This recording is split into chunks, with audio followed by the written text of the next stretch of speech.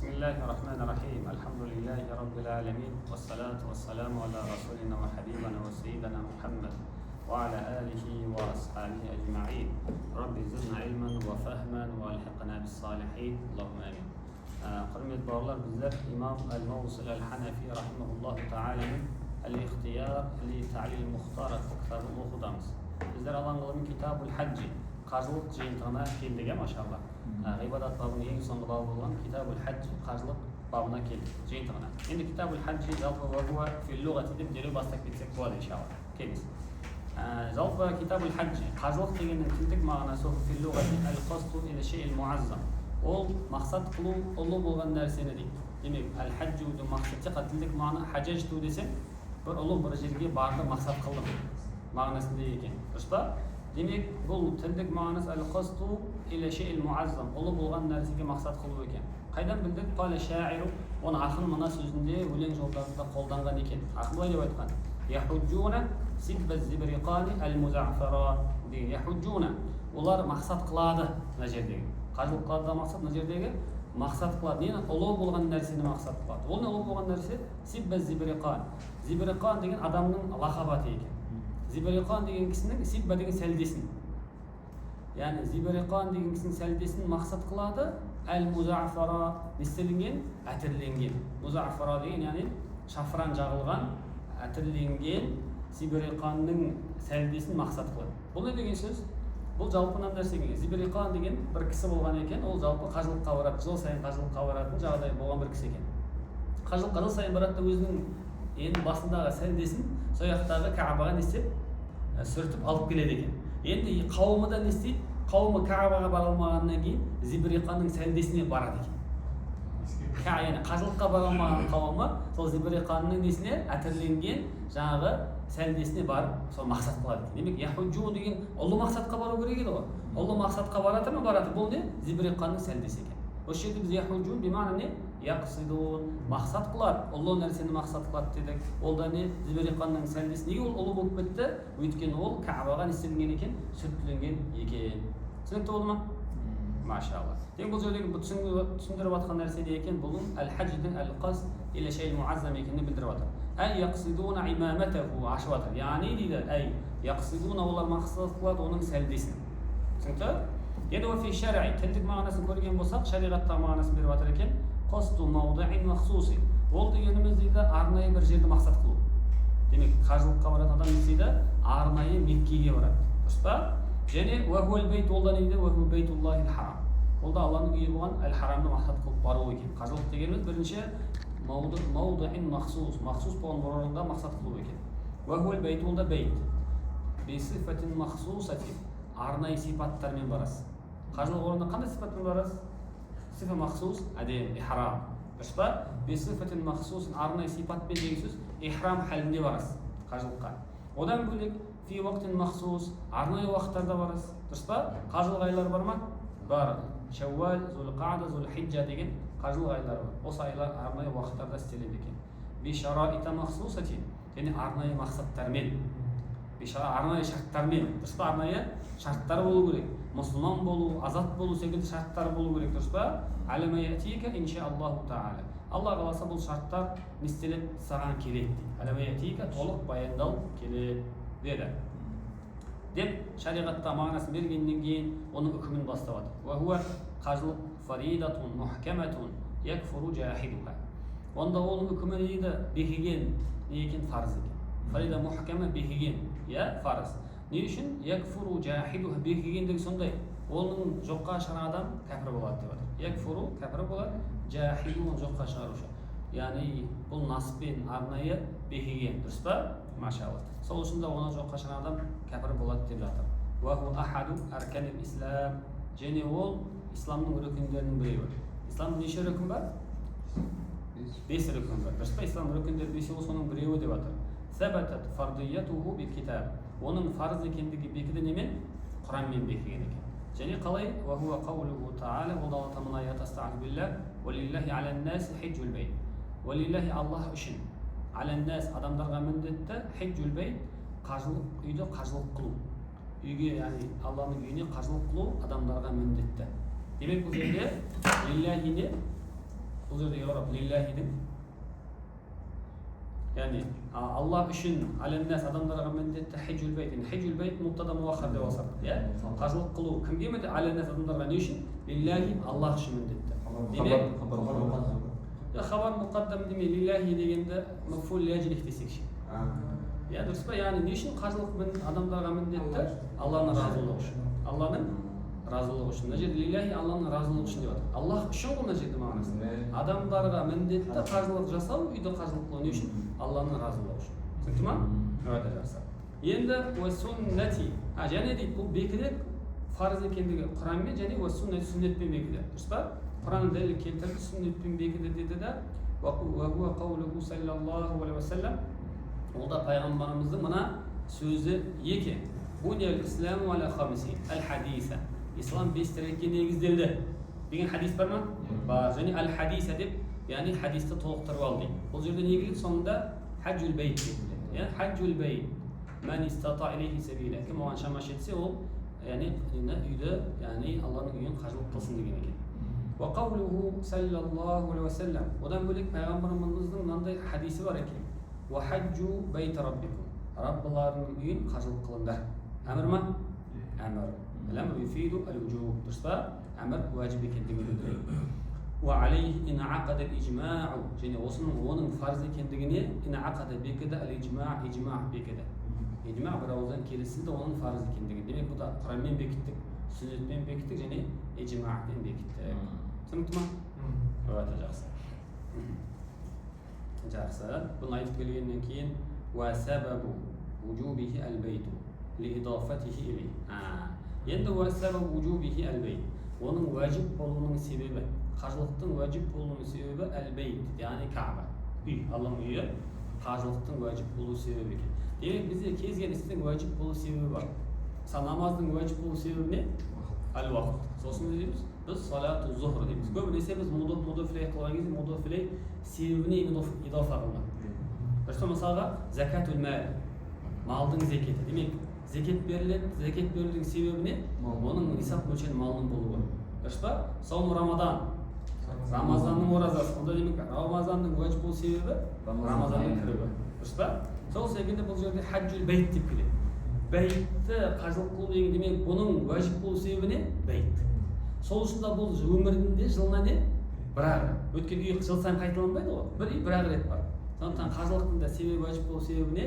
Үй болды ма, онда оның ғұмырда бір-ақ рет екендігін білдіреді. Түсінікті? Жақсы, маша. Сол үшін уәсабу вуджубихи ал-бейту. Оның уәжіп болу себебі үй деп айтты. Яғни Каба. Ли-идафатихи илейхи. Оған идафа қылынғандығы үшін, оған байланыстырылғандығы үшін, оған сөз тіркесі болғандығы үшін деп машалла. Уәлихаза сол үшін дейді. Ла ятакаррару. Лианна ал-бейта ла ятакаррар. Сол үшін қажылық мен айтып кеттік, қайталанбайды дейді. Қажылық істемейді, жыл сайын қайталанылмайды. Өйткені расында бейт, яғни үй, Каба, ла ятакаррар қайталанбағандығы үшін. Үй қайталанбағандығы үшін қажылықта адам өмірінде бір-ақ мәрте екен, машалла. Ва яджибу алал-фавр. Осы сұрақ бауырымыз сұрады жақында деп қойғанда, машалла. Ва яджибу алал-фавр, яғни қажылық міндетті ме алал-фавр, алал-тарахи деп те келетін еді ғой деп. Дұрыс па? Ва яджибу міндетті болады дейді. Бұл қажылық үкімі алал-фавр, дереу екен. Фавр дегенде дереу. Яғни сіздің жағдайыңыз, ақшаңыз бар болса, сізге дереу баруға міндетті. Енді жақсы. Мынандай нәрсе алал-тарахи дегенде көзқарасы бар ма? Бар. Алал-тарахи дегенде, яғни асықпай, кейін де бара аласың. Міндет болып алал-тарахи деген бар, және алал-фавр деген бар. Бізде Ханафиде екі көзқарас та бар. Бірақ ихтият тұрғысынан алал-фавр көзқарас алынады. Неге? Енді қарайық бауырлар. Бұл жерде әмірді қарайықшы. Уалиллахи алан-нас хиджул бейт деген нәрсе бар. Адамдарға қажылық қылу міндетті. Дұрыс па? Міндетті Аллах разылығы үшін. Мына жерде әмір қалай келді? Яғни мұтлақ келді ғой. Яғни мұтлақ келді деген сөз алал-тарахи алал-фавр деп яғни дереу деп айтпады ма? Дереу деп айтқан жоқ. Демек дереу деп айтпаса алал-тарахиді қамтиды негізінде. Демек бұл яшмилул фавр ва тарахи. Яғни дереуді де нені де қамтиды, кейін кешіктіруді де қамтиды. Тарахиден кешіктіру. Енді екеуін де қамтыған болса, бірақ мына нәрседе екеуінің иттифақ қылған жері бар, екеуінің ихтилаф қылған жері бар. Иттифақ қылған жері не? Екеуі де біреу фавр алал-тарахи десе де иттифақ қылған жері, мен 10 жылдан кейін әда қылатын болсам, 10 жылдан кейін қажылығымда жағдайым болып тұрып қалмай 10 жылдан кейін қылатын болсам, бұл да әда ма, қада ма? Әда. Алал-фавр дейтіндер де әда деп айтады. алел фаур, яғни дереу өтеу керек болады дегеннің өзі 10 жылдан өтеген кезде оны қазасы демейді, әдәсі деп айтады екен. Түсінікті ма? Енді екеуінің ихтилаф қылатын жері айтылғандай, қай жерде мына нәрседе күнәда. Мысалы қараңызшы, бір адам алел фаур деген адам, бір адам алел фаур міндет болған, дереу міндет болған, ақшасы болған кезде бармай, 2-3 жылда кешіктіріп жүрсе, онда оны алел тарахи дейтіндер күнәһар санамайды. Алел фаур санайтындар, алел фаур дейтіндер күнәһар санайды. Бір күнәһар санайды, екі оның куәлігін қабылдамайды. Оны фасық деп есептейді. Онда осы жағында проблема бар. Негізінде асылында екеуі де келіседі, егер ана нәрсеге тағы келіседі екеуі, егер өліп кетсе жасамайды, күнә барында алел тарахи дегенде келіседі. Кешіктірген. Алел фаур дегенде келіседі. Түсінікті ма? Егер мысалы 2-3 жылдан кейін бағана алел фаур деген адамдар сол көзқараспен 2-3 жылдан бері күнәһар ғой. Бірақ 2-3 жылдан кейін өтесе. Онда оны күнәһар демейді. Демек, сол алел фаур деген дереу өтемей жүрген болса, онда оның мәрдуд шахада, куәлігі қайтарылады. Одан бөлек ол фасиқ, ол әсим деп айтатын сол. Демек, ол не адам саған фарыз болған нәрсені былай айтқанда саған фарыз өтемей жүру, сен фасықтыққа апарады. Ол фасықтық, ол мәрдуд шах куәлікті қабылдатпайды. Сол жағынан қауіпті. Ихтиятан сол үшін алел фаур жақсы. Бірақ алел фаур жасамайды, өзірім немесе басқа нәрсемен кейін жасаймын ғой деп жасасаң, иншалла онда Аллаху алем, сізге күнә емес. Яғни алел тарихи алсаңыздар, яғни алел тарихи ұстанып, сол үшін иншалла қазір мүмкіндігі болған жоқ. Алланың жолына барамын деп әйтеуір 5 жылдан кейін бардым десе, онда оның мойнынан бұл нәрсе түседі және әдән түседі екен. Және оның да Аллаху алем оның мойнынан фасықтығы, күнәсі кетеді иншалла. Ондай нәрсе мойнына алады. Түсінікті? Жақсы.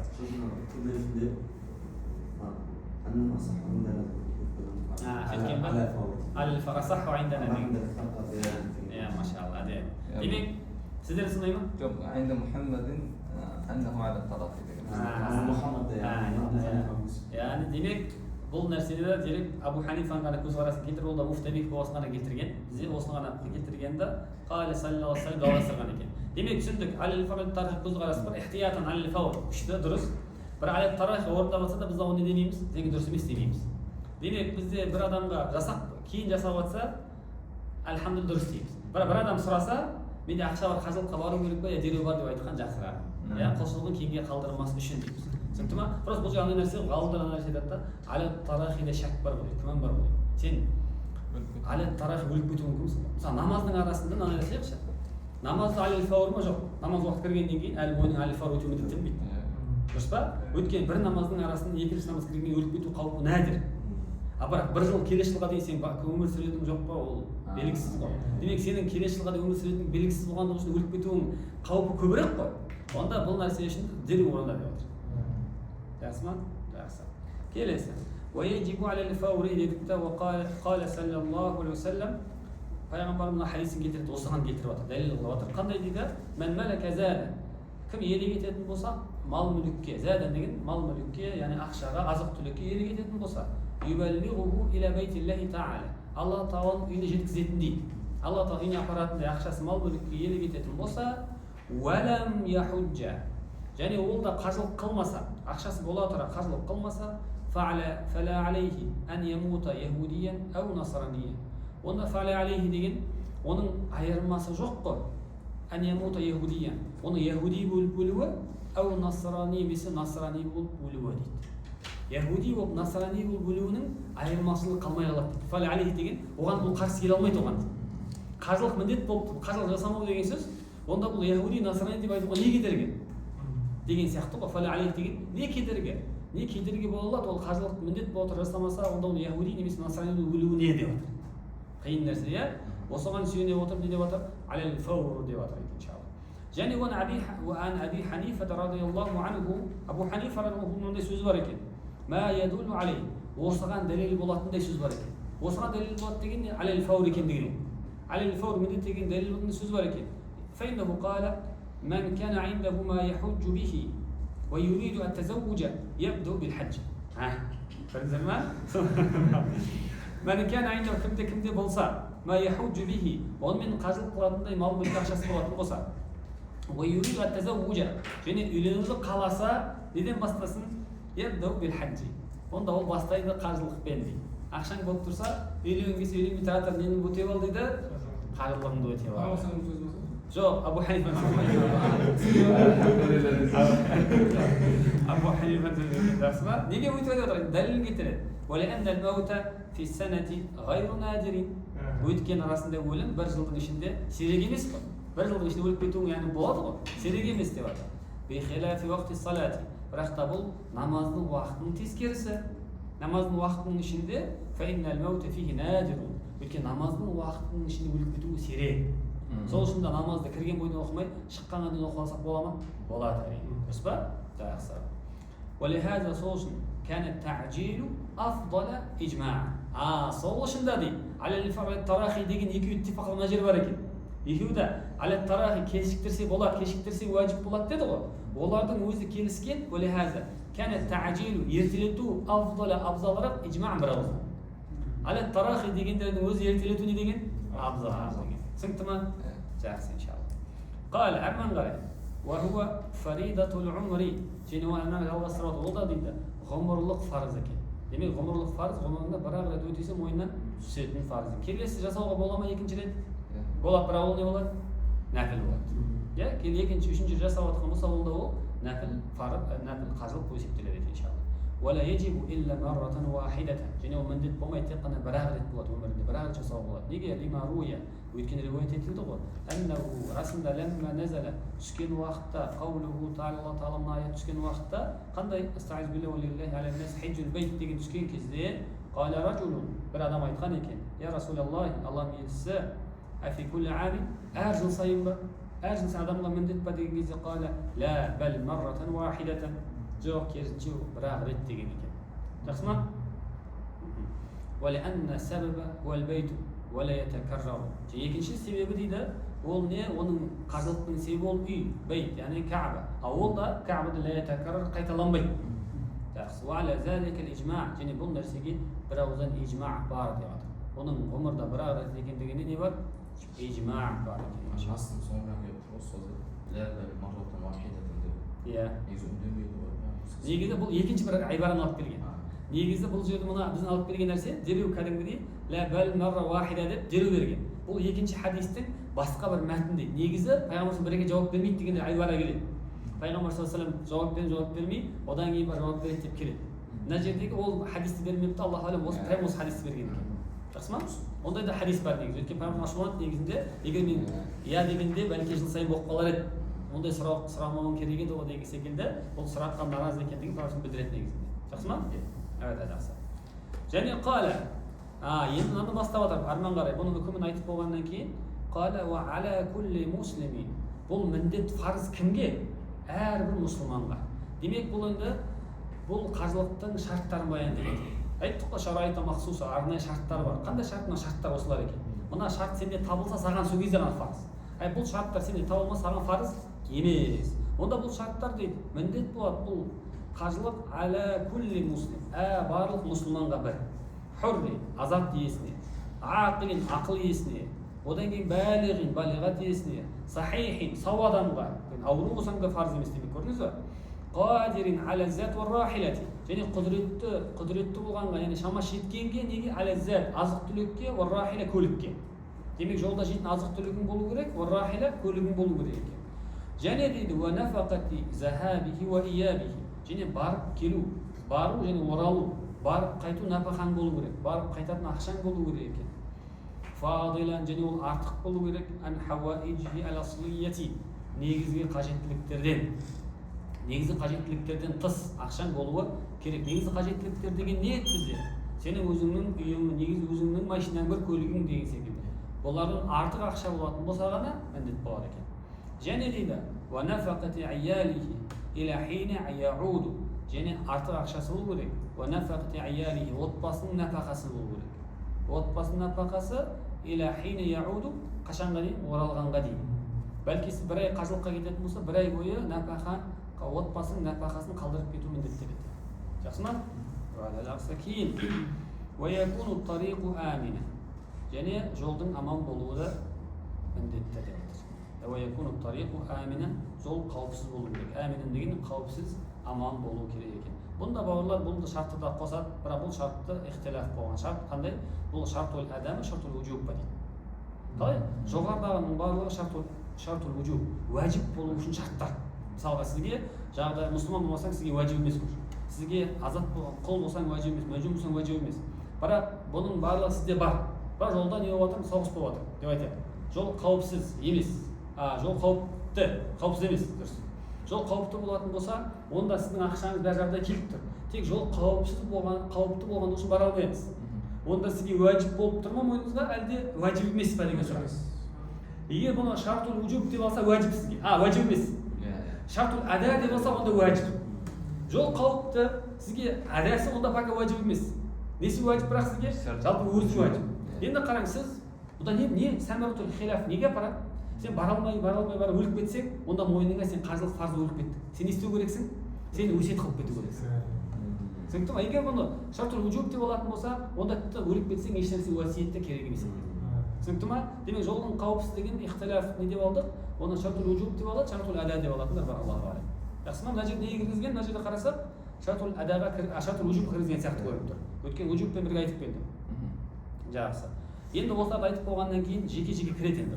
Неге мұсылманға міндетті деп, әммәл исламу деп бастаймыз. Дұрыс па? Ал енді мұсылманға міндеттігіне келетін болсақ, исламға келетін болсақ, неге мұсылман болу керек?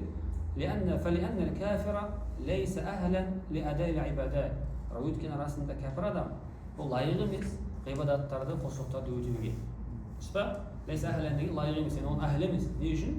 Құлшылықтарды, құлшылық деген нәрсе бұл шараф болған, әшраф болған нәрсе ғой. Шарапатты нәрсеге шарапатты адам ғана қол жеткізе алады. Яғни Алланың шарапатты құлшылығына сен шарапатты болу үшін оны орындауға. Өзің ойлаңызшы. Алланың құлшылығының бәрі шарапатты. Оны орындауға да шарапатты мұсылман ғана орындай алады. Ал ондай кәпір, ондай әхлі емес екен, оған лайық емес деп жатыр. Жақсы. Бірінші оны түсінікті. Демек мұсылманға міндет екендігін айттық. Екіншісі әммәл хуррият. Ал неге мұсылман азат болу керек? Хуррия, бостандыққа, азаттыққа келетін болса, фалиқаулихи саллаллаху алейхи ва саллям, өйткені пайғамбарымыз мынандай сөзі бар екен. Айюма абдин хаджа ашара хижажин. Қандай да бір құл қажылық қылатын болса, 10 қажылық. Хаджа ашара хижажин. 10 қажылыққа барып келе берсін. Сумма уатиқа фа алейхи хаджатул ислам. Сосын азат қылынса, сумма уатиқа 10 қажылық жасап болған ғой, демек кіммен? Қожайынмен бірге бәлки. Қожайынмен бірге 10 рет барып келсе де, сосын азат қылынса, онда фа алейхи оған міндет болады. Хаджатул ислам, яғни ислам қажылығы үлкен қажылық міндет болады деп жатыр. Көрдіңіздер ма? Сол сияқты айюма сабийин. Енді сол сияқты қандай болмасын сабиядан, балиғаты толмаған бала, сабиядан хаджа ашара хижажи 10 қажылық жасаса, сумма балаға, сосын балиғатқа толса, фа алейхи хаджатул ислам, онда оған не болады? Қажылық, ислам қажылық жасауға міндетті дейді. Онда бізде біліп тұрық, демек хур болмаса, яғни абд құл болса, және саби болатын болса, оларға қажылық не емес, фарз емес. Онда олардың қажылығының барлығы жасап жүрген қажылығының барлығы нәпіл қажылық. Фарз қажылығы оның мойнына түскен жоқ. Балиғатқа толған кезде қайтадан жасау керек бала, құл азат болып кетсе қайтадан жасау керек екен. Түсінікті ма? Өте жақсы. Және айтып жатыр, қараңыз. Уәлиәнна, және расында дейді, манафиа баданил абди лиғайрихи. Және расында дейді, манафиа пайдалары баданил абд, құлдың денесінің бәдан, құлдың денесінің мәнфааттары, пайдалары лиғайрихи басқасы үшін ғой. Кім үшін? Иегі үшін, мырзасы үшін емес па? Яғни мырзасы үшін. Демек, құлдың бүткіл мәнфааты менің қолымда. Сен бір нәрсе істесең, сен өзің істеп жатқан жоқсың. Сен менің бір мәнфаатымды істеп жатсың. Түсінікті ма? Сосын расында құлдың дейді, бәданның барлығы мәнфааттары лиғайрихи, басқа біреу үшін дейді. Фәкәна ажизан, сол үшін ол әлсіз болды, жасаудан әлсіз болды. Уәин әзин ләху мәуләху, тіпті оған қожайын рұқсат берсе де, қожайын қажылыққа рұқсат берсе де ол ажиз әлі. Түсінікті ма? Не секілді қараңыз? Лиәннәху, өйткені ол кісі кәәннәху а'араху манафи'a бәданихи, расында ол денесінің пайдаларын уақытша қолдануға берген сияқты дейді. Сен саған рұқсат деген сөз, сен уақытша денеңді қолданып барып келе тұр деген сияқты. Иара деген білем, уақытша қолдануға мәнфааттарын берген сияқты. Фәлә ясиру қадиран бил иарати, онда ол қадир болып кетпейді, яғни қажылыққа құдіретті болып кетпейді. Немен? Оған уақытша қолдануға берумен.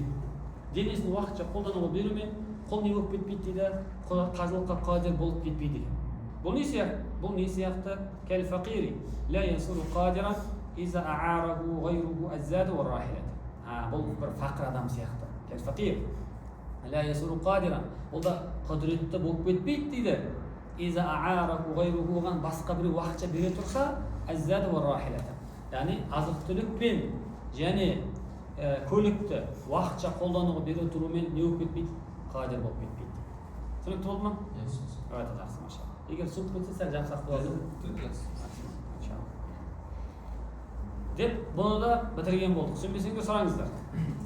Алхамдулилlah. Жақсы. وأما العقل والبلوغ. Ал енді келесі, онда мұсылман деген нәрсені көрдік. Одан кейін хуррияны көрдік. Үшіншісі, وأما العقل والبلوغ. Ақылға келетін болса, және балиғатқа толуға келетін болса, فلأنهما شرط لصحة التكليف. Өйткені ол екеуі шарт қой дейді. Тәклифтің, яғни жүктеудің дұрыс болуы үшін. Яғни сіз мүкәлләф болып аталу үшін сізде ақыл болу керек, мәжнун болмау керексіз. Мүкәлләф деген білеміз ғой, иә? Әмір жүктелінген сізге Алланың әмір жүктелетін құл, жүктелетін адам деген сөз. Демек, сіздің тәклифтің жүктелуінің дұрыс болу үшін не керек? Міндетті түрде ақыл және булуғ, балиғат керек екен. Түсінікті? Лима марра мин аль-хадис. Бұл хадисте өтілгені сияқты. Хадисте айтылып өтті. Дұрыс па? Машалла. وأما الصحة. Ал енді сихха, денсаулыққа, денің сау болуға келетін болса, فَلْأَنَّهُ لَا قُدْرَةَ دُونَهَا. Өйткені денсаулықсыз құдірет болмайды. Демек, адамның қажылығы сол құдіреті болу керек деп тұр. Қадір болу керек, құдіреті болу. Ал денсаулықсыз адамның құдіреті болмайды деп отыр. وَالْخِلَافُ فِي الْأَعْمَى. Бірақ қарама-қайшылық бар. Неде? Соқыр адамда. Яғни, соқыр адамның оны сахих деп айтамыз ба, оның құдрасы бар ма жоқ па дейміз, ихтилаф бар екен. Бірақ денсаулығы болу керек деген мәселеде бір ауыздан келіскен. Денсаулығы жоқ адам бармаса болады. Денсаулығы жоқ адамға фарыз емес, уәжіп емес. Бірақ хилаф неде? Фил аъма, соқыр адамда. Соқыр адамға фарыз дейтін бар, фарыз емес дейтін бар. Абу Ханиф фарыз емес дейді, шәкірттер фарыз дейді. Неге? Өйткені соқыр адам апарып келген адам болатын болса, онда ол қадир болады. Абу Ханифа не дейді? Бұл басқа біреудің құдіретімен адам қадир болып кетпейді. Білеміз ғой, всегда осындай неме ихтилаф бар екен. Абу Ханифа рахималлаху шәкірттер арасында ихтилаф бар. Соған сүйене отырып, бұл жерде ихтилаф бар екен. Қараңыз. والخلاف في الأعمى كما تقدم في الجمعة. Бұл жұма мәселесінде өткені сияқты. Жұмада мысалға бір соқыр адам жұма намазына не еді? Егер соқыр адам болатын болса, оған жұма фарыз емес, әлде фарыз деген көзқарас келеді. Абу Ханифа фарыз емес дейді. Неге? Өйткені ол біреудің құдіретімен қадір болмайды. Шәкірттер жоқ, біреудің құдіретімен қадір болады да, ол кезде фарыз дейді екен. Түсінікті? Жақсы. Әл-құдра би-құдратил ғайр деген мағынада ихтилаф болған екен. Уақила, былай деп айтылды дейді. عندهما لا يجب عليه الحج. Енді екінші қиыл көзқарас бар екен.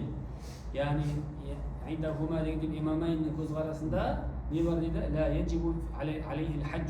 Соқыр адамға да қажылық міндет емес деген көзқарас бар екен. Неге? Өйткені жұма андай нәрсе ғой. Апара алады, жақын, кішкене бір адам апаруға мешітке, бірақ қатты былай айтқанда күлфа керек емес. Бірақ қажылық оңай емес қой. Шынымен де қажылыққа біреудің құдіретінің қадір болу өте қиын. Кім сені былай тасып жүреді? Дұрыс па? Демек, олардың көзі қиыл деген нәрсе демек, Алла осыған қайтқандығын білдіреді екен. Жақсы ма? Демек, олар тұртан деп айтты, расында عندهما لا يجب عليه الحج. لأن өйткені айтып жатыр. لأن البذل في القياد غالب في الجمعة نادر في الحج. Міне, оның дәлелін келтір. Неге қажылықта уәжіп емес, міндет емес қажылық болған? Өйткені لأن البذل өйткені күш жұмсау. Бәзіл күш жұмсау. Фил қияди, жетектеуде. Қияд деген не? Жетектеу, иә? Яғни оның ғалибун фил жұмати. Жұмада, яғни жұма намазында оны жетектеу көбінесе жүзеге асады. Жүзеге асады. Бірақ надирун фил хаджи, қажылықта не дейді? Сирек кездеседі ғой дейді. Түсінікті ма? Сізде бәдәл деп тұр дейсіз ба? Естай? Қай жерде бәдәл деп тұр? Лән әл-бәдәлә деген ба? Ол қате. لأن البذل дұрыс болады. Бәдәлә дегендердің бауырлар ғибараты дұрыс болмайды Алла. Өйткені бәдәлі мағына шықпай қалады ғой. لأن البذل في القياد дұрыс емес. لأن البذل في القياد. Расында оның жетектеуде күш жұмсау ғалибун көбінесе басым неде? Фил жұма, жұмада. Яғни жұмада көп адамдар жетектеп апарады деп жатыр.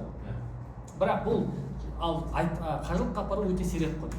Надирун фил хаджи, қажылықта өте сирек дейді. Өйткені қажылықтың шын машақаттары адам не то что біреуге өзіне қарауға өте қиналып қалады. Жақсы ма? Жақсы, машалла. Келесі мәселе. وأما القدرة على الذات والراحلة. Енді бұларды айтып келді, ал енді мына құдіретке келетін болсақ, шама шетуіне келетін болсақ, не десек шама шету على الذات والراحلة. Азық-түлікке على الذات والراحلة жаңағыдай көлікке. Бұл екеуіне шама жетуге келетін болсақ, ونفقة ذهابه وإيابه және барып келу нәпақасы болуына келетін болса فلا استطاعة دونها онсыз иститаа жоқ дейді. Бұларсыз шама жету деген нәрсе жоқ. Өйткені Алла Тағала не деп айтты? Қаржылық міндет болады кімге? Мән истата илейхи сабила, кімге оған шама жететін болса деп айтты. Ал енді шама жету деген нәрсе бұларсыз болмайды дейді. Зәт болу керек, рахила болу керек, барып келетін нәпақасы болу керек. Онда иститаа болмаса, онда сізге уәжіп емес деп айтты. Әрмен қарай, уасуила саллаллаху алейхи вассалам ан иститаати, және пайғамбар сұралды иститаа жайында, шама жету деген нәрсе жайында сұралды. Фақала аззат уа рахила. Пайғамбарда не деп айтқан? Аззат уа рахила деген екен. وهكذا فسره ابن عباس رضي الله عنهما және осылайша тәпсірледі ибн Аббас радиаллаху анхума. Түсінікті? Иститаа деген нәрсені осылайша тәпсірлеген кім екен? Ибн Аббас. Пайғамбар тәпсірлеп тұр, ибн Аббас та сөйтіп тәпсірлеп тұр екен. Аззат уа рахила деген екен. Рахила дегеніміз не? Жақсы. Зат деген нәрсе азық-түлік түсінікті. Жағдай жейтін тамағың болу керек. Рахила, енді рахила көлік қой. Көлік деген не? Көлік деген бір ұшақты өзің сатып алу керексің ба? Әлде бір нені сатып алу керексің ба, мысалға? Түйені. Сол нәрсені түсіндіреді. Рахила дегеніміз рахила. Ән яктария шиққа махмили. Ол дейді арасында ән яктария арендаға алуым. Ән яктария дегенде жалға алуым. Жалға алуы шиққа махмили. Бір ердің жартысы. Махмил деген бұрын түйенің үстіне қойылатын ер екен. Ер дейме оны білмедім. Керуен дейміз, түйенің үстінде былай айтқан кезде қойып қояды да екі жағын екі адам отыра алады екен. Шиққа махмил деген, демек махмил деген нәрсе болады екен. Махмил дегенге екі адам отыра алады екен. Соның бір жағын жалға алатындай құдіреті болса рахила барсың. Түсінікті ма? Түйенің бір жағына отырып бару ақшаң жететін болса бара аласың. Түсінікті? Демек толық түйе сатып алу міндетті емес. Ол да бар, онда айтады. Сізде ол да бізде бөлек екен. Шиққа махмилин деген, әу дегенде махаратин деген. Ол да бар ма жоқ па? Жақсы, ол да бар екен. Немесе депті әу махаратин деген, махара уже, ол да махмил сияқты, бірақ бұл уже жабық күйме. Бүйтіп жабық тұрады ғой. Көбінесе әйел азаматтар отырады, Аллаху алам. Күннің астында қалмасын, немесе көрінбесін, бәлки әртүрлі нәрсе болуы мүмкін. Оны махара. Махмил ашық болады екен, махара бәлки жабық болады, Аллаху алам. Сол махараның жартысы немесе махараның толық өзіне арендаға алса, жалға алатын болса. Әу немесе рақса замилатин. Немесе замила деген жүк түйесі. Уже жүк түйесі деген не? Жүк артатын түйе. Онда оның үстіне отыра алмайсың ғой. Үстінде жүк бар. Онда рақса замила соның басын жалға алса. Демек, онда түйенің бәлки басынан мойнына отыра аласың. Немесе ал жағына отыра аласың. Яғни былай айтқан кезде фура ғой кәсібін айтқанда. Егер кәдімгі машина болатын, соның бір жағын бір сиденесін алып алу. Егер жүк көлігі болса, оның бәлки жүк көлігінің ішіне ала алмайсың ғой. Онда водительдің жанындағы орын деген сияқты ғой. Түсінікті болды ма? Жақсы, машалла. Демек, рахила дегеніміз ән яктария шиққа махмил. Махмилдің жартысын жалға алуын, әу махарати немесе махара жабық күймен жалға алуын, әу рақса замилат немесе жүк түйесінің басын жалға алуын. Жүк түйесінің алып жағын жалға алуын. Дуна уқбати лейл уан нахар. Және дейді, дуна уқбати лейл уан нахар. Күндіз түні кезектеспестен. Уқба деген кезектесу. Егер кезектесіп, сен бір күн отыр, одан кейін мен бір күн отырайын десең, онда бұл иститаа емес. Өйткені жаяу жүрсің арасында. Жаяу жүру деген нәрсе иститаа апармайды. Демек, бір түйені алмай кезек мінейік деу, бұл не емес екен?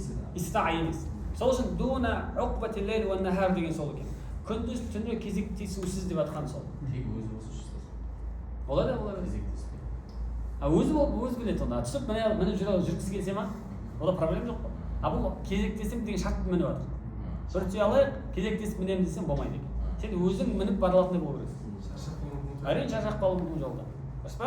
Сол үшін дуна уқбати лейл уан нахар дейді. Күндіз түні деген кезектесусіз осы нәрсе жалға ала білу. Неге? Лианнаху өйткені дейді қараңыз. Ла якуну қадира. Өйткені ол қадир болмайды, құдіретті болмайды. Илля бил маши. Тек қана жүрумен ғана болып тұр. Дұрыс па? Фалам якун қадиран аля рахилат. Сөйтіп ол неседі, фалам якун қадиран, ол да құдіретті болмады аля рахилати. Неге? Рахилаға, яғни көлікке құдіреті жетпеді деп жатыр.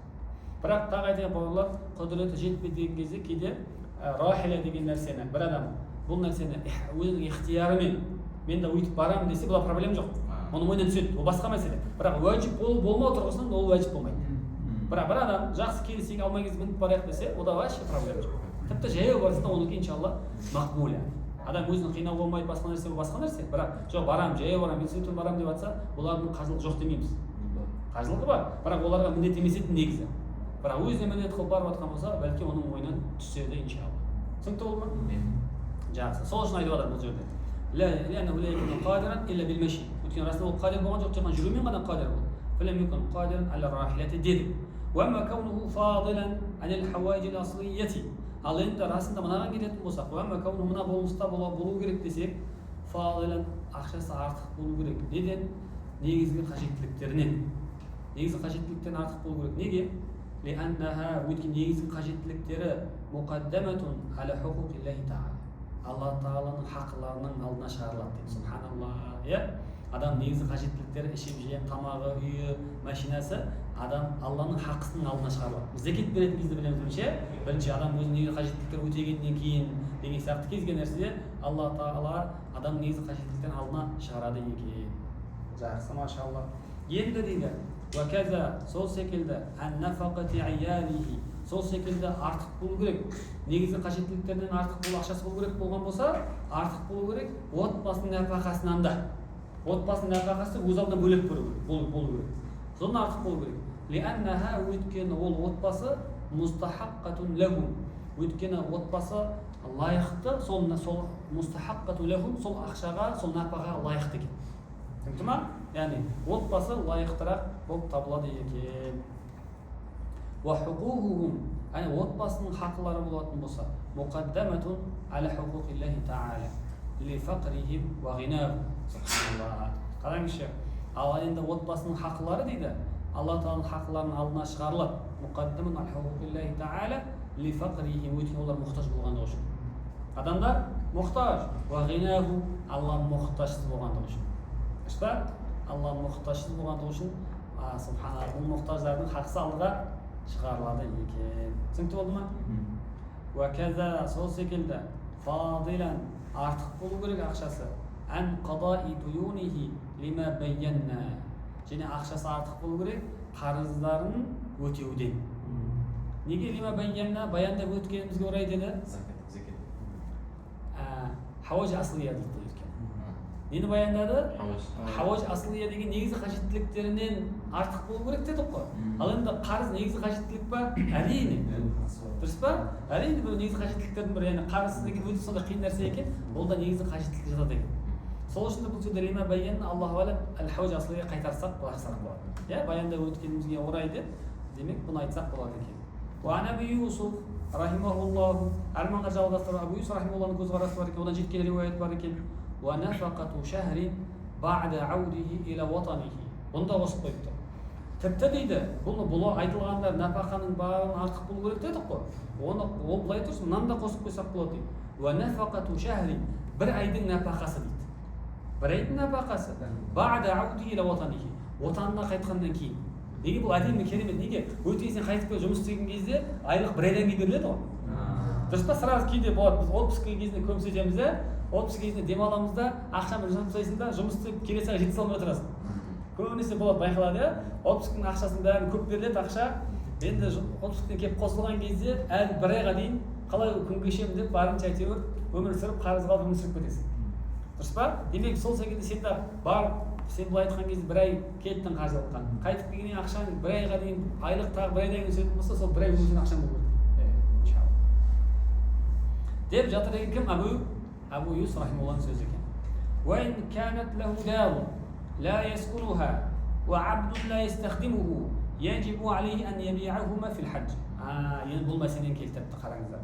Егер ол кісінің болса, ва ин канат лаху дарун, егер ол кісі үшін болса, үйі болатын болса, бірақ екінші мағынасында. Неге екінші қайдан түсіндік? Ла яскунуха. Ол кісі тұрмайтын үйі болатын болса. Демек екінші үйі болатын болса, кісі тұрмайтын екінші үйі бар. Және абдун ла ястахдиму, екінші құлы бар, оны қолданбайды. Бостан тұрған құл бар. Онда яджибу алейхи, оған міндет болады ан-наби'аху, ол екеуін сату фил хаджи қажылығы үшін. Демек бұл өзі сіздің негізгі қажеттіліктер емес. Онда бұларды сатып қажылыққа бару міндет болады деп жатыр. Ижаралар естественно болмаса. Ижаралар ал естественно шараллаху алейхи. Бұл өйтіп тұрған жоқ, бұл просто тұр деп жатыр. Ижара болып жатса, онда бәлки негізгі қажеттілік болды. Аренда беріп қойдың, немесе екінші үйде тұра бересің. Екінші балаң алып қойдың, балаң барып тұрады, ода просто так тұр деп жатыр. Ла яскуну деген бұл үйде тұр. Эми ондай жагдайда бул Аллаху алам мындай есепке осыған алынат я. Ал эгер табыс көзү ретинде аренда берип койдуң, немесе онунда барып турасың, 4-5 үйүң болушу мүмкүн, бәринде турасың, командировкаңа кала барасың. Ода оңай өткөн жок. Просто турмайсың деп атат. Просто так тур. Жакшымы? Просто алып койгансың, онда муну сатып кажылыкка баруу керек деп жатыр Аллаху алам. Түшүнүктү? Жакшы. Арман карай. ولا بد من أمن الطريق لأنه لا يقدر على الوصول إلى المقصود دونه. Şey mendettirdi керек. Min amin tariq жолдун калпсыз болуу керек. Дұрыс па? Жолдун калпсыз болуу деген сөз согуш болмоо керек жолда. Жолда сизди тонак берген адамдар болмоо керек деген секилде. Өйткені ол ла яқдиру алал усул, ол жетүүгө шамаш жетпейт. Илал мақсуди, мақсат кылынган Меккеге жетүүгө шамаш жетпейт. Дунаху онсыз, кауіпсіздіксіз жете алмайт деп жатыр. Түсінікті? Жақсы. Ва ахлу Макката ва ман хаулаха. Және Мекке халқы болса, ва ахлу Макката, Мекке халқы. Ва ман хаулаха. Және оның айналасындағылар, Мекке халқы және оның айналасындағылар, Меккеге жақын тұрғындар. Яджибу алейхим, оларға міндет болады. Иза qadarу, егер шама жететін болса, би гайр рахилатин, көліксіз. Оларға көлік міндетті емес. Аля зат жарайды, аля рахила міндетті емес. Көліксіз бола береді дейді. Неге? Ли қудратихим алал адаи бидунил машаққати. Өйткені олардың ада қылуға, қазылықты өтеуге құдіреттері жетеді, бидунил машаққати қиындықсыз. Дұрыс па? Өйткені бұларға Меккенің халқы деген сөз итак жаяу барып келе алады. Оман хаулаху деген бәлки бұл не етіп отыр? Яғни сафар мәсафасы болмағандарға, бәлки 60-70-40 километрде тұратындарға да жаяу бара алады, рахила міндет емес екен. Тек рахила кімге міндет болады? Мәсафату сафар болатын, сафар мәсафа 90 км алыс болатын, 100-200-500 км болатын болса, мың оларға рахила қасына керек, шартул вуджуб, бұл яғни уәжіп болу үшін. Түсінікті болды ма? Альхамдулилля. Қала ولا تحج المرأة إلا بزوج أو محرم إذا كان سفرا. ذلك بدأت تقول الله دقيق شكيني غلطة وقي بريجة لا أصلا. قال ولا تحج المرأة أي لازم تقتل جسمين إلا تجسيد بزوج كيو من غنا أو محرم نمسي محرم من غنا. محرم دقيق إلونوجي أبدي منجي حرام بغن توستر. محرم من غنا من تطبق إذا كان سفرا. Егер Мекке мен әйелдің арасы сапар қашықтығы болса. Неге? Лиқаулихи саллаллаху алейхи ва саллям, өткен пайғамбарымыздың андай сөзі бар екен.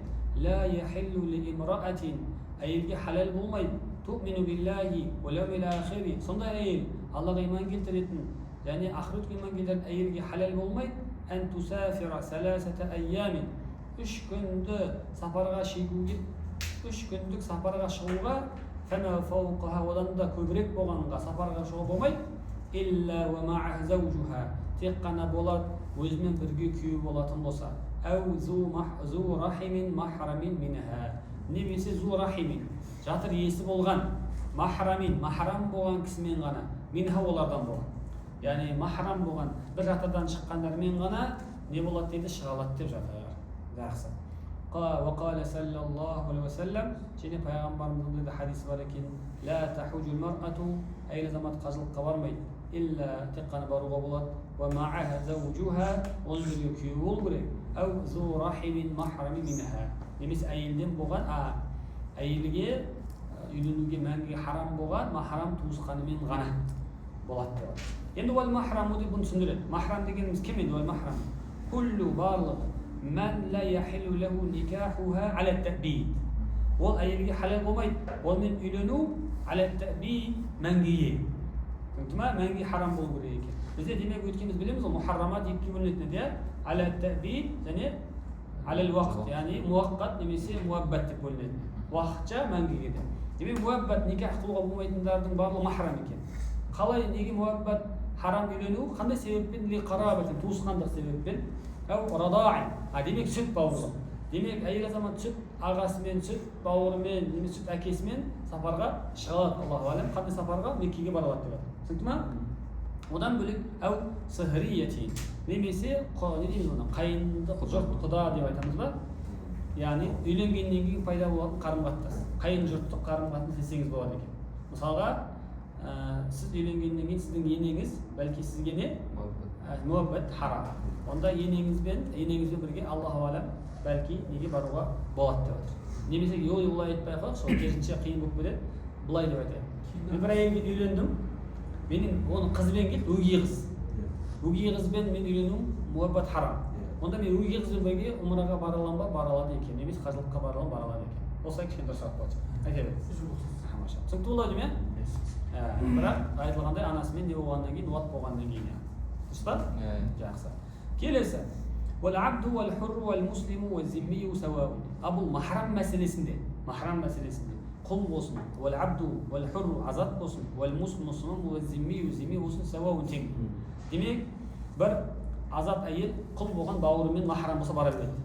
Дұрыс па? Немесе мұсылман болған біреу, мұсылман емес болған зимми болған біреумен махрам болса бұл не істей береді? Бара береді екен. Түсінікті болды ма? Жақсы, машалла. Илля-л-мәжусия. Бірақ та мәжуси махрамдыққа кірмейді дейді. Неге? Илля-л-мәжусия әлләзи, сондай мәжуси я'тақиду ибахата никахиха. Сондай мәжуси сенеді дейді. Олмен үйлену мубах болады деп сенетін мәжуси үйленмейді. Мәжуси деген отқа табынатындарды білеміз ғой, мәжусилерді Құдай сақтасын, оларда былай айтқан кезде туысқандық арасында үйлене береді. Мысалы, ең несін айтайықшы, ең сорақысы дейікші, анасы мен баласы үйлене алады. Мәжусилерде. Түсінікті ма? Демек бұл дұрыс емес, Құдай сақтасын. Онда ол анасы мен баласы неге баруға болмайды ондай деп жатыр. Сіздің мысалға сол секілді әпкесі мен інісі, қарындасы мен ағасы сияқты нәрсе мәжусилермен бір-біріне махрам болса да, олар неге қажылыққа бара алмайды. Қашан? Егер олар сол нәрсені мубах деп есептесе. Түсінікті болды ма? Жақсы. Әдем. Уәл-фасиқа. Және дейді, илля-л-мәжусия дедік қой. Мәжуси кірмей және уәл-фасиқа, фасықта кірмейді екен. Фасық махрам болса ол да кірмейді. Лианнаху ла яхсулу бихи ал-мақсуду. Өйткені онымен мақсат жүзеге аспайды дейді. Ла яхсулу бихи. Мақсат жүзеге аспайды. Мақсат не ол? Махрамда мақсат не? Не ғой? Химая, қорғау. Түсінесіз ба? Махрамда мақсат химая, қорғау. Ал енді фасықта қорғау. Фасық деген нәрсе ол не то, что ол әпкесінің қарындасы деп қарамайды ғой. Өзімен өзі басқа нәрсе алаңдап, өз біреулерге қарап, біреуге тиісіп, арақ ішіп жүруі мүмкін, Құдай сақтасын. Онда химая орындалмаған үшін фасық адамды да махрам деп есептемейміз. Түсінікті болды ма? Махрам мәжуси және фасық махрам болып есептелмейді, бәлки Аллах бар. Өйткені сіздің демек барған кездегі неге әпкемен, ағаңмен немесе әкеңмен барады, сені қорғайды деп барасың. Саған жаны ашиды деп барасың. Дұрыс па? Жақсы. Әдемі. ولا بد فيه من العقل والبلوغ لعجز الصبي والمجنون عن الحفظ. және оларда болу міндетті. Махрамдарда болуға міндетті тағы нәрсе бар екен. ولا بد فيه من العقل. Ақыл есі болу. Демек мен балам бар мәжнун. Бір әйелдің баласы мәжнун болса, онымен бара алмайды. Әкесі мәжнун бара алмайды. Демек олар ақыл есі болу керек, ақыл болу керек. Және уәл-булуғи, балиғатта болу керек. Кішкентай баласымен демек ер махрамын ғой, деп онымен бара алмайды. Балиғат болу керек. Ли'аджи сабии, өйткені сәби әлсіз болғандығы үшін, уәл-мәжнуни, және мәжнун, жынды адам әлсіз болғандығы үшін, әнел-хифзи, сақтау, қорғаудан. Қорғай алмайды ғой. Сондықтан ол нәрсемен дұрыс емес деп жатыр. Жалпы махрам мәселесін айтып отырсыз. Жалпы махрам мәселесі, яғни жалпы махрам айтыр, жалпы махрам мәселесі деп жатыр. Яғни сіз осы махраммен шетелге сапарға шығу үшін бұлармен қатар бұларға балиғат және ақыл керек деп жатыр. Біреулер болған ғой, кездесу үшін кішкентайлар қалып шығады ғой. Енді хулуа болмасын деген мақсат шығар бәлкім орда, иә? Енді хулуа сахих болып кетпесін, не болсын деген мақсат болса, онда бұл махрам болмай қалады. Булуғ болу керек кезде. Жақсы ма? Ал ол бәлки андай жаман әрекетке барып қоймен хулу болмасын деген мақсатпен қазір кішкентай балаларды бәрі біледі ғой. Сол мақсатпен алса, одан да Аллахтың проблема жоқ. Бірақ ол мына махрамға жатпайды, яғни сапарға шығуға махрамға келмейді деп айтамыз. Жақсы ма? Жақсы, иншалла. Қала, енді шамалы қалыпты жалғастырып, имам Маусили айтып отыр, айтты, «Уанафақатул махрами алейха». Ал махрамның нәпақасы әйелдің мойнында дейді. Демек махрам сіз барыңыз деп отыр, қажылыққа жағдайын жетіп тұр, сізге уәжіп болып тұр. Махрамды апаратын кезде ол өзіне шығара ма, сіз төлейсіз бе десе, әйелге міндетті деп отыр. Жақсы ма? Махрамның нәпақасы әйелдің мойнында алейха. Лианнаху махбусун бихақиха.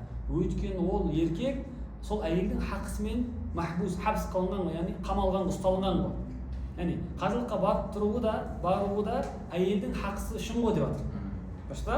Жақсы. وذكر الطحاوي رحمه الله أنه لا يلزمها. имам Тахауи айтып отыр, расында ол әйелге міндет емес дейді. لا يلزمها نفقة المحرم. Махрам нәпақасын әйел шығару міндетті емес. لأن المحرم شرط. Өйткені махрам деген шарт қой дейді. Махрам болу не? Шарт дейді. وليس عليها تحقيق الشروط. Және әйелге міндетті емес қой шарттарды жүзеге асыру. Түсінікті ма? Әйелге шарттарды жүзеге асыру. Яғни махрам болып тұр, жағдай болмаса, онда әйелге де міндетті емес болып тұр деп жатыр. Түсінікті? Енді ол шарттарды жүзеге асырып, мысалға бойдағы әйел үйленуге деген сияқты нәрсеге апару міндетті емес деп жатыр. Яғни шарттарды орындау үшін жасау міндеттелінбейді негізі. Жақсы ма? Жақсы. لأن المحرم شرط وليس عليه هو міндетті емес تحقيق الشروط шарттар жүзеге асыру міндетті емес дейді. فإن لم يكن لها محرم لا يجب عليها لما بينا. Және егер ол әйел азаматтың махрамы болмаса, яғни туысқандары болмаса, онда ол әйелге қажылық міндет емес, баяндап кеткеніміз үшін. Дұрыс па? Яғни өткен махрамсыз, махрам деген шарт болып тұр ғой. Әйел азаматқа махрам шартул уджуб онда. Шартул уджуб, шартул ада емес демек. Дұрыс па? Мынаны түсінсек, шартул уджуб, шартул ада дейтіндер де бәлки бар, Аллаға қарай. Түсінікті ма? Келесі. قال وتحج معه حجة الإسلام بغير إذن زوجها деп соңғы сөйлемді берді. Және дейді қараңыз. وتحج معه әйел азамат сол махраммен бірге немесе күйеуімен бірге қажылық қылады, махраммен бірге қажылық қылады. Хаджат ислам қажылық, яғни үлкен қажылықты қажылық қыла береді. بغير إذن زوجها күйеуінің рұқсатынсыз. Мынау хаджат ислам үлкен қажылық, умра емес. Үлкен қажылықты күйеуінің рұқсатынсыз әйел азамат қажылыққа шыға алады екен. لأن حق الزوج өйткені ер азаматтың хақысы لا يظهر مع الفرائض фарыздармен бірге көрінбейді. Фарыз бар жерде ер азаматтың хақысы алға шықпайды.